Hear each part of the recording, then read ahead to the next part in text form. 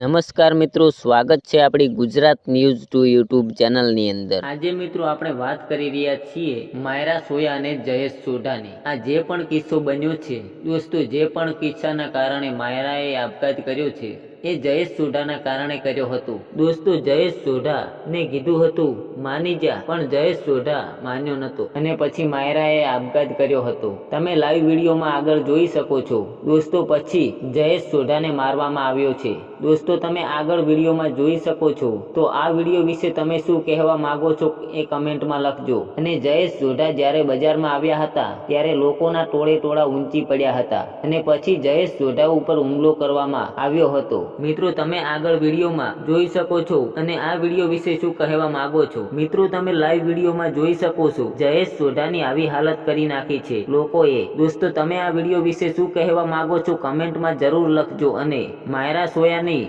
દુઃખદ અવસાન માટે ઓમ શાંતિ જરૂર લખજો।